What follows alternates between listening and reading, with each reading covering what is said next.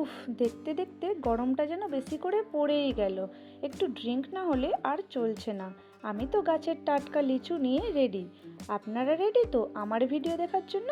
প্রথমে লিচুগুলো আমি ভালো করে ছাড়িয়ে নিলাম। এরপর আমি লিচুর বীজগুলো বের করে নিচ্ছি। এখানে আমি 500 গ্রাম লিচু নিয়েছি। সব বীজগুলো বের করে নিয়ে লিচুগুলো আমি একটি মিক্সিং জারের মধ্যে দিয়ে দিচ্ছি, আর দিয়ে দিচ্ছি 50 গ্রাম মতো চিনি আর 1 চামচ বিট লবণ। এবার আমি সব কিছু মিক্সিতে পেস্ট করে নিয়েছি। এবার গ্লাসের চারদিকে লেবুর রস দিয়ে তার মধ্যে লবণ ও লঙ্কার গুঁড়ো বেশ ভালো করে লাগিয়ে নিচ্ছি, যাতে খেতেও টেস্টি হয় আর দেখতেও সুন্দর লাগে। এরপর গ্লাসের মধ্যে কয়েক টুকরো বরফ আর লিচুর যে ড্রিঙ্কটা বানিয়েছি সেটা এর মধ্যে দিয়ে দিচ্ছি।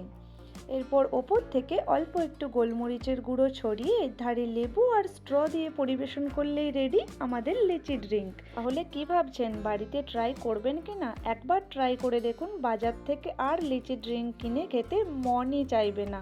যদি ভালো লেগে থাকে তাহলে লাইক, কমেন্ট ও শেয়ার করতে ভুলবেন না। আজ তাহলে এই পর্যন্তই, দেখা হবে অন্য কোনো নতুন রেসিপির সাথে। টাটা।